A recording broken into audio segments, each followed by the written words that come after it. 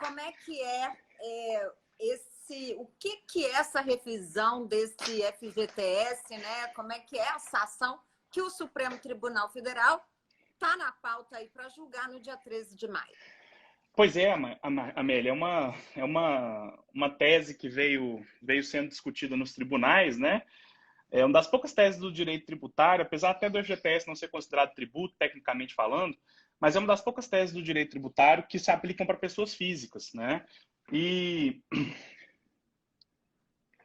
há alguns anos aí o STF vem julgando que a TR, a taxa referencial, que foi utilizada para corrigir o FGTS nesse período, especialmente de 99 a 2013, não seria a taxa correta para correção dos depósitos ao FGTS. Então, esse assunto veio se arrastando ao longo do tempo e agora está marcado o julgamento definitivo para 13 de maio. Então, existe aí uma possibilidade relativamente grande de contribuinte obter êxito na substituição da TR como índice de cálculo, né? E quais seriam os índices, então, para esse cálculo? Então, primeiro, né, como é que esse cálculo até 2013, que tem a TR, né? Como é que foi esse cálculo até lá? E o que que as pessoas querem com essa ação aí? A gente, na verdade, o intuito do contribuinte é que seja aplicada uma taxa mais oficial, né? Ou seja, as taxas de correção de inflação para recompor, qual que é a lógica de uma taxa dessa? É recompor o poder aquisitivo, né? Ou seja, se eu tenho R$ 10,99, a inflação vai consumindo esses R$ 10, né, ao longo do tempo, e em 2013 eu já não tenho mais os R$ 10. Então, nesse período, aplicando-se a TR não reflete a inflação. Então, a decisão do STF ainda não foi essa decisão, mas vou citar aqui o porquê que nós tributaristas estamos tão confiantes de que a decisão será favorável, mas o STF tem decidido que não é o índice correto para a recomposição da inflação. A ideia é que use o índice oficial da inflação, oficial, mas que é o que está sendo pedido, que é o IPCA. Então, é uma diferença significativa aí. Tem muita gente, eu vi hoje, ao longo dessa tese sendo discutida, eu tenho visto gente postar memórias de cálculo na internet, planilhas de Excel para a pessoa poder fazer a avaliação de o que aquilo significa na prática em termos de recuperabilidade, mas ainda não está na fase de fazer isso não, né? O que nos deixa confiantes, viu, Amélia, é que em agosto do ano passado, se não me engano, o STF julgando um outro assunto, que é um assunto de depósito trabalhista, pela relatoria da ministra Carmen Lúcia, ela entendeu que, naquele caso, a TR não serviria para fins de recomposição do poder aquisitivo do trabalhador. Então, foi em dezembro essa decisão. Então, muito recente.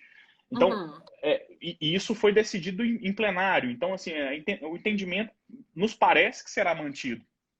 Então, é até uma discussão que vem já do STJ, o STJ às vezes não sendo tão favorável, mas a nossa expectativa é que o STF sim venha determinar essa recomposição de forma mais própria, afastando a aplicação da TR nesse período e aplicando o índice de correção que reflita a inflação do período, de forma que os trabalhadores que tenham depósito desse período não sejam considerados, que o poder aquisitivo não seja diminuído.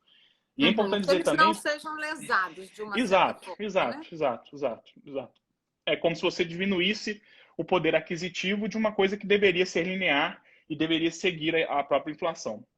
É importante dizer também, João Amélia, que quem já sacou o FGTS também tem direito a pedir essa revisão. Então, Pois é, quem que tem direito a pedir essa revisão? Todos os brasileiros vão ter ou as pessoas vão ter que entrar separadamente, com ações separadas? Como é que é esse trâmite?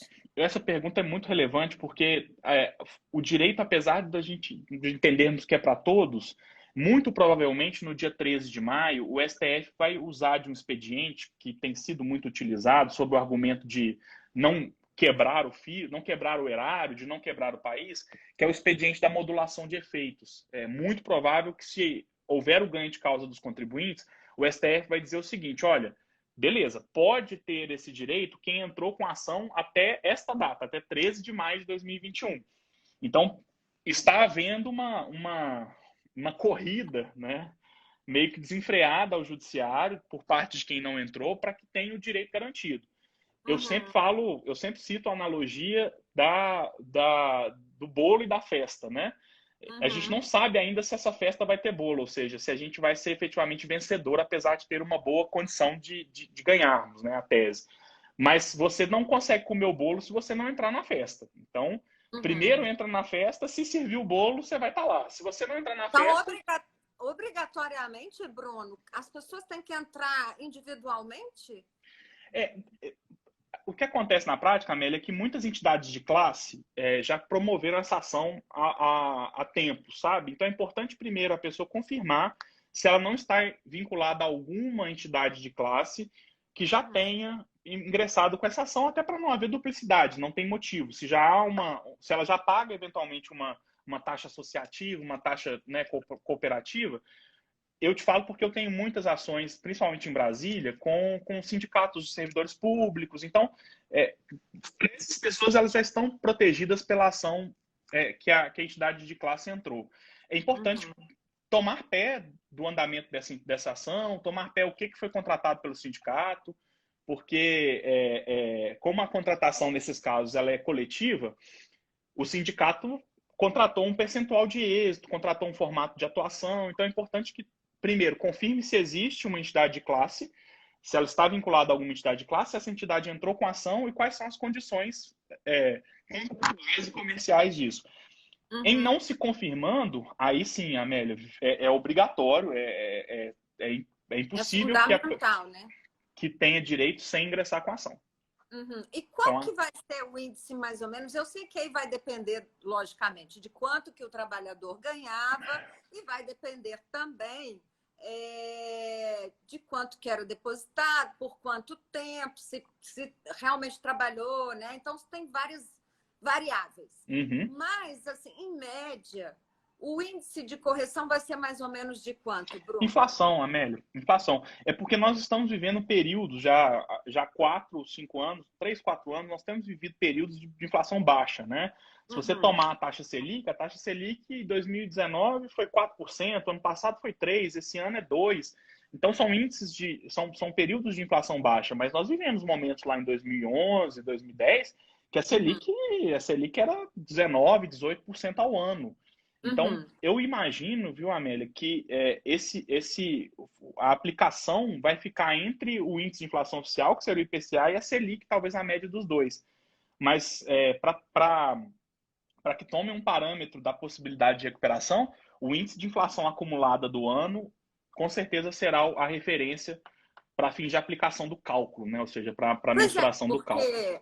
Ninguém vai ficar rico, mas de qualquer também não é assim, não é uma loteria, né? Que chega, vai lá e pega o dinheiro e tudo mais. Mas o que a gente tem são 14 anos. Se o trabalhador, se ele teve carteira assinada nesses 14 anos, ele pode ter um cálculo aí considerável, não é, Bruno? Exatamente, sem dúvida. É só tomar por base isso, assim, a TR nós estamos falando de 3% ao ano. Se a inflação de um ano foi 12%, nós estamos falando de 9% de diferença do saldo daquele ano. Então, se eu tinha lá 100 mil reais, nós estamos falando de 9 mil. Vezes 14, não é desprezível, é zero desprezível.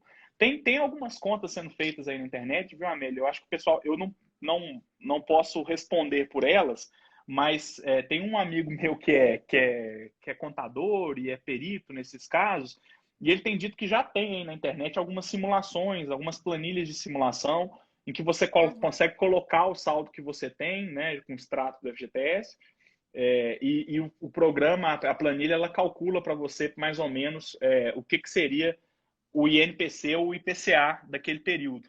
E a diferença que você teria a restituir, porque mesmo a diferença, ela é corrigida também. Então, é meio que juros compostos. Então, eu posso te garantir, viu, Amélia, não é descartável, não. É algo importante, interessante. Algo que vale a pena. Sem dúvida. E sem quando dúvida. que esse trabalhador, por um acaso, né, se essa ação, se ela for julgada, se ela for assim, né, e der tudo certo, se ela for deferida e tiver tudo certo aí, quando que o trabalhador vai poder receber esse dinheiro? Porque, na verdade, ele não está entrando com ação contra o trabalho ou contra a Não, empresa que ele trabalhou. Na não. realidade, é contra a própria Caixa Econômica A Caixa Econômica. né, que É, faz esse reajuste do FGTS, né?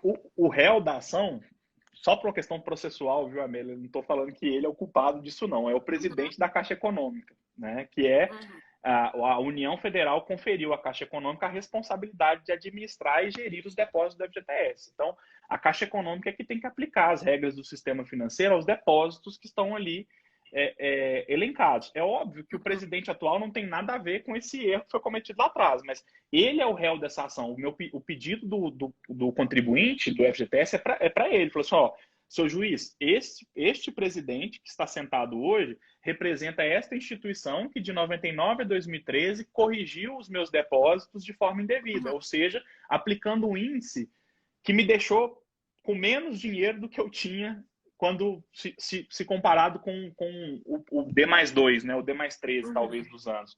Então, a ação não é de forma nenhuma contra o empregador ou ex-empregador, sim contra o gestor dos depósitos do FGTS, que é a Caixa Econômica Federal.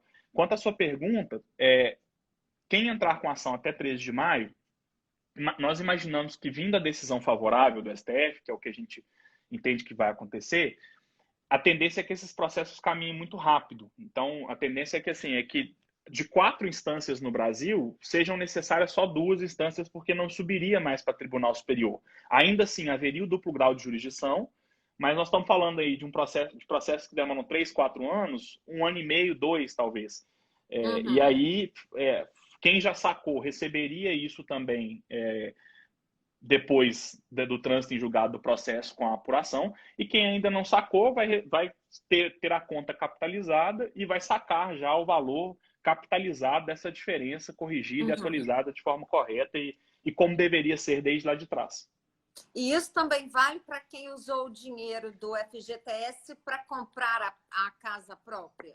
Sim, sim, Amélia, sim. Os 3 casos estão compreendidos, tá? Quem sacou o FGTS como um todo, por motivos A, B ou C, quem destinou o dinheiro do FGTS para a possibilidade legal e quem ainda não sacou nem utilizou esse recurso. Então, os 3 casos, desde que tenham saldo deste período, né, nas contas do FGTS, vão ter o benefício. Uhum. E aí, então, na verdade, a pessoa, de qualquer forma, ela vai ter que procurar ou um advogado ou o próprio sindicato onde ela já esteja ali dentro, sindicalizada, para poder ajudar nesse momento. A primeira coisa que eu faria é isso: entre em contato com a sua entidade de classe, verifique se eventualmente eles já possuem alguma discussão nesse sentido. Se sim, peça as condições comerciais, né? Porque tem que ser uma coisa dentro de uma realidade, né? E na sequência, se a resposta for negativa, aí sim todo mundo tem um advogado de confiança, enfim, todo mundo tem alguém que possa indicar um advogado de confiança para promover essa ação, que é uma ação que tem tudo para ser muito rápida. Uhum. A Ah, Adriane, ela está perguntando se tem que ser um advogado específico. de preferência um previdenciarista ou um tributarista, porque esses 2 segmentos são segmentos muito, muito específicos do ponto de vista de processo. Então, o processo civil, o processo criminal, eles têm regras até relativamente parecidas, e o processo tributário e previdenciário ele tem os meandros de qual ação entrar para que você não pague sucumbência se vier a perder. Então, o ideal é que seja um previdenciarista ou um tributarista. Uhum. E teria mais algum conselho para as pessoas? Porque, assim, você tem ideia mais ou menos de quantos brasileiros podem ser beneficiados com isso? Esse número não tem, Amélia. Eu tenho o número de quantas ações tem nesse sentido. São 200 mil. É muito pouco, se você pensar bem, né? Olha. O levantamento de janeiro de 2021 é que existem 200 mil demandas nesse sentido.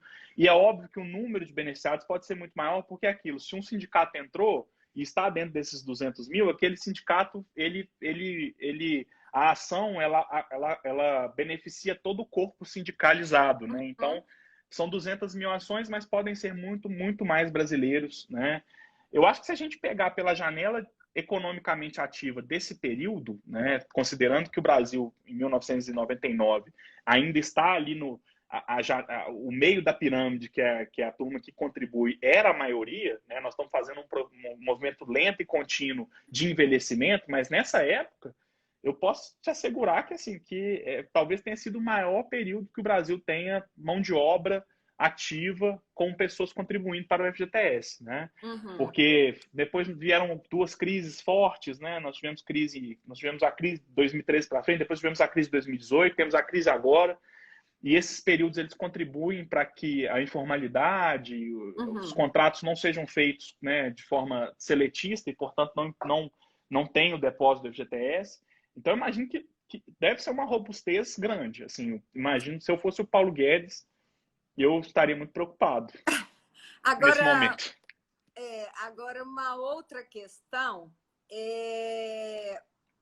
Nossa, você estava falando, eu estava aqui pensando assim, na verdade, nesse período aí, foi um período em que, como você disse, a população economicamente ativa, né, era muito grande, né, Uhum. e que a gente tem aí que será que o STF vai pensar em relação a... Porque isso vai mexer com as contas do Sim, próprio país, né? sim.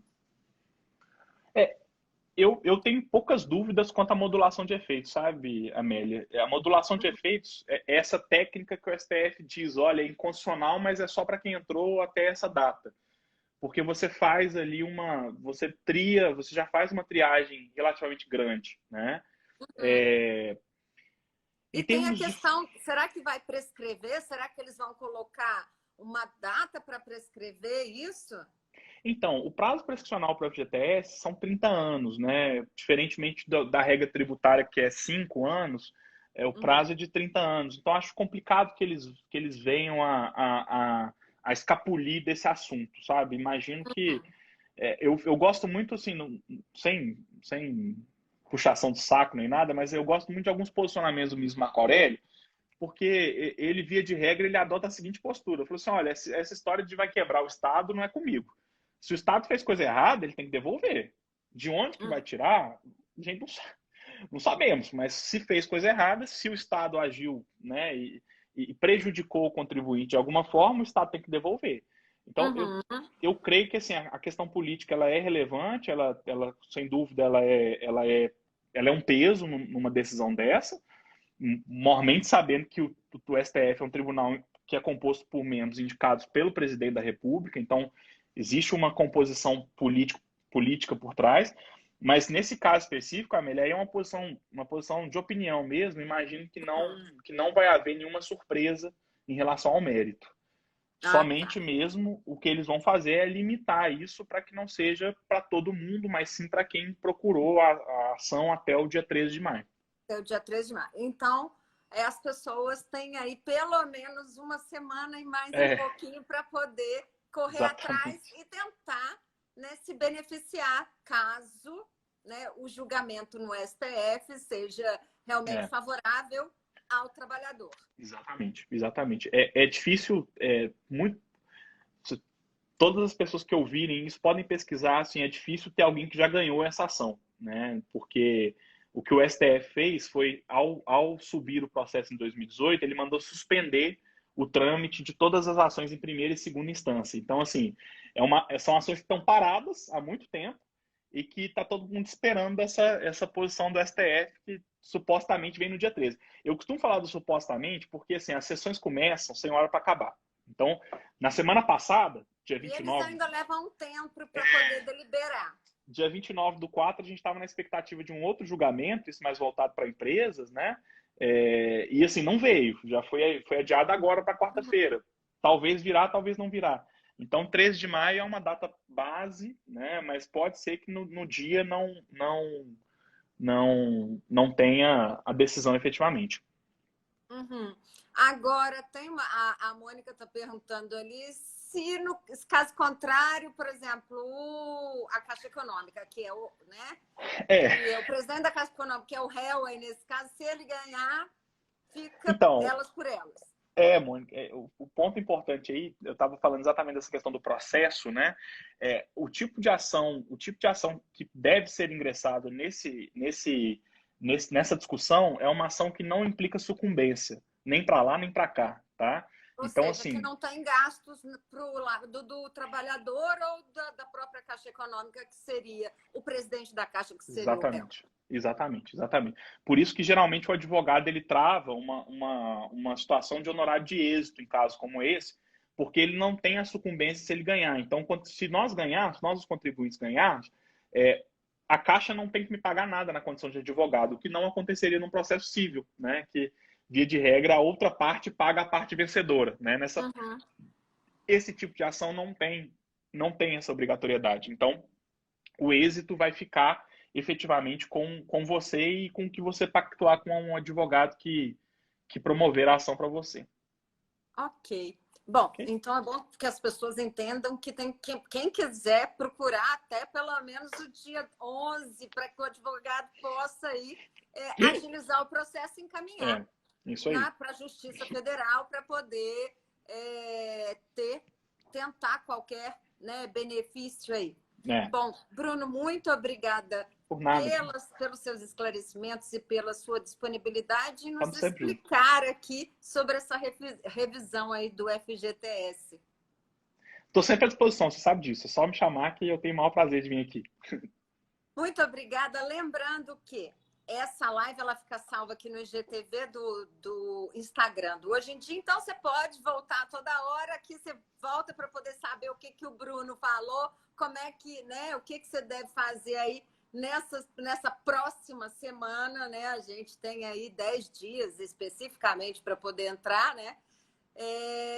Também fica salva no canal do YouTube do Hoje em Dia, ou então, se você quiser acompanhar qualquer trâmite, qual o resultado do STF aí em relação a esse julgamento, você pode ir lá no portal do Jornal Hoje em Dia para poder se informar mais sobre esta e outras notícias. Então, Bruno Junqueira, advogado, especialista em direito tributário, falando aqui com a gente sobre essa questão desse julgamento do STF em relação aí à revisão do FGTS.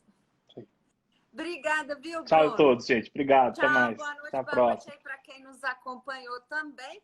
E a gente lembra que Hoje em Dia ao Vivo tem o apoio das faculdades Kennedy e Promove. Tchau, tchau. Tchau a todos.